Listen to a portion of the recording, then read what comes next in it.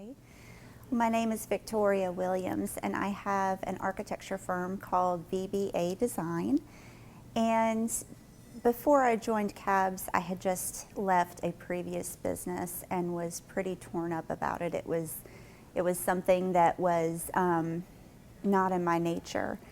And started the new business, started VBA Design, and was introduced to CABS and fell in love with it because it really did fill a void within me and helped me to refocus. So the first year of the new business, we only made $13,000. So we were living off of my husband's income and cashing in 401ks and basically liquidating everything that we had worked for about 15 years. So CABS was a blessing. It really helped me to refocus and pull myself out of the black hole, which is very difficult to do. And it was a blessing because it made me refocus on the important things and gave me a step-by-step process to really do that and not overthink it. Just go with how I feel and how I help my clients. And I can't even say what it has done for not only me, but my team at the firm and my family. So the second year of my business, we were just under $1 million. And to go from $13,000 to close to $1 million, it was a dream. It was just a dream. And while you're living it, you really don't realize what's happening. All you know is you're climbing and you're implementing and you're working on yourself. And before you know it, it comes to fruition. Okay.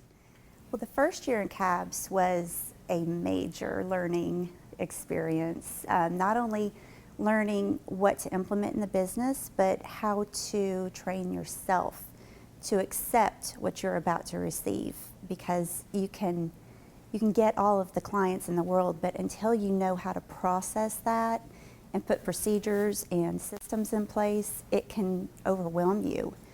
And so the first year was pulling all the systems together, writing everything down instead of just keeping it in your head.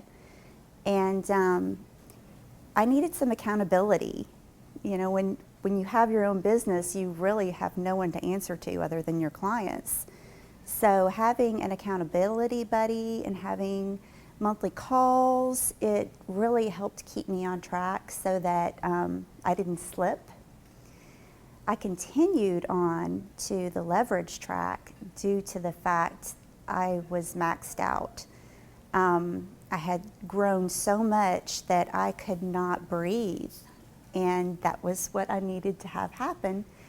But my coach told me that it was time to upgrade to leverage so that I could step away a little bit and work on the business instead of in the business, and start to let go of all the daily tasks and learn to delegate, which has been absolutely invaluable, not only in my business, but at home with 2 little girls. So it has been incredible, and I plan on continuing on with CABS. And the reason for that is I cannot imagine going through my daily life without having the community and the family of CABS to really celebrate those great things and to reach out to me when things aren't going so well and I'm afraid to tell anybody else they're not going so well.